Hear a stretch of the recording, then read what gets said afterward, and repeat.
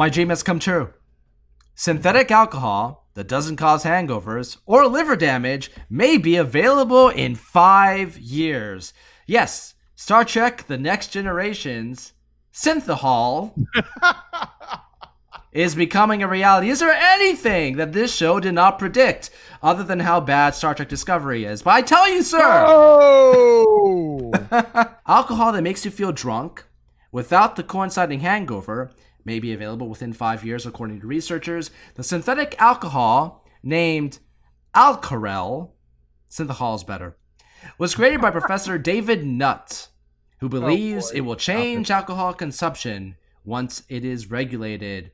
Nutt, who previously worked as the government's chief drug advisor before he lost his job after claiming that ecstasy and LSD were less dangerous than alcohol, created the alcohol replacement molecule Alcosynth with his partner David Oren. We've got Nutt and Oren working to save our livers and save our headaches. I mean, I'd try it, but the immediate problem I'd see here is like the concept of the hangover is your body saying, "Whoa, stop."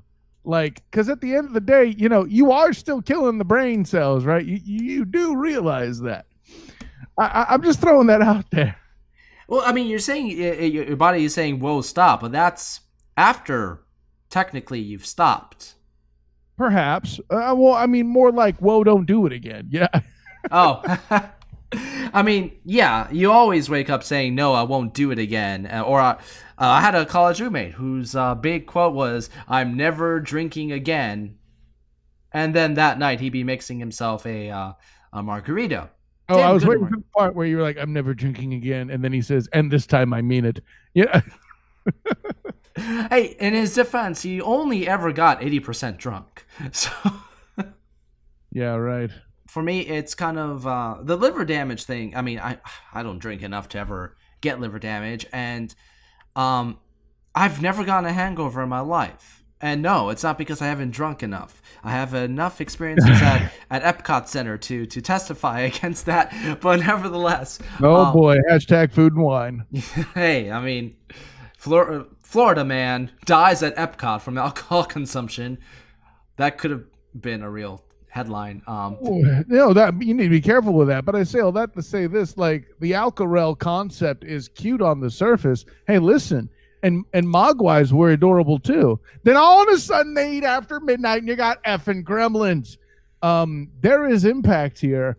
It's just kind of hard to tell what it is. Like, for one, okay, so maybe it doesn't damage your liver, but maybe it makes the effects of, you know, the whiskey Dick Van Dyke Show to be a permanent defect that someone has to deal with. Then they'll provide other pills to fix that issue, and they'll just keep you in the loop. Isn't that how it works? Or you'll just have you have a mixer as a ground up blue pill. So with Alcosynth, Nutt claims, I can't read this with a straight face talking about Nutt claims. But you must be nuts to claim that.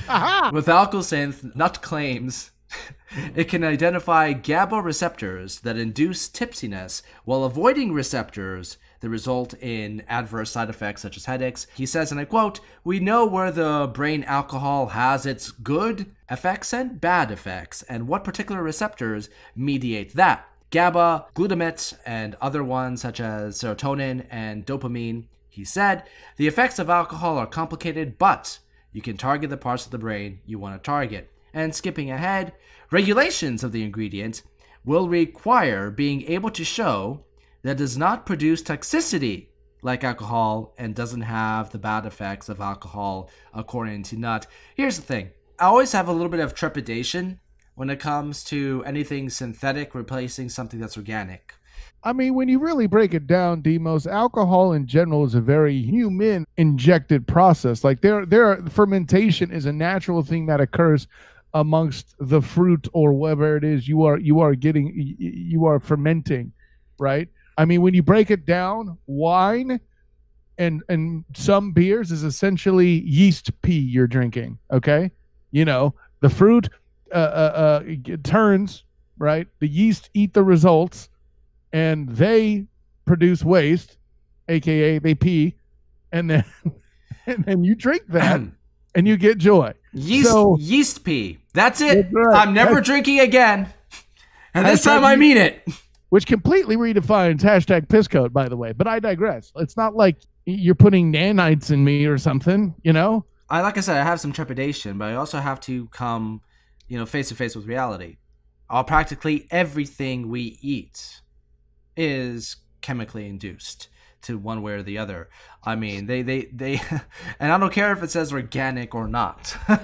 People listen to this show to get shots of dopamine by way of humor. It's okay. If this ends up being a thing and it takes off and it's effective and it doesn't give anybody brain cancer, I will eat every single word I ever said about how stupid synthehol was on Next Generation.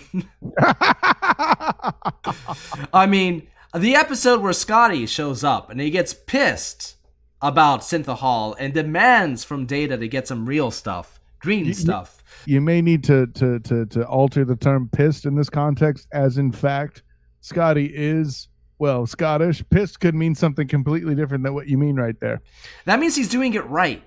Ah!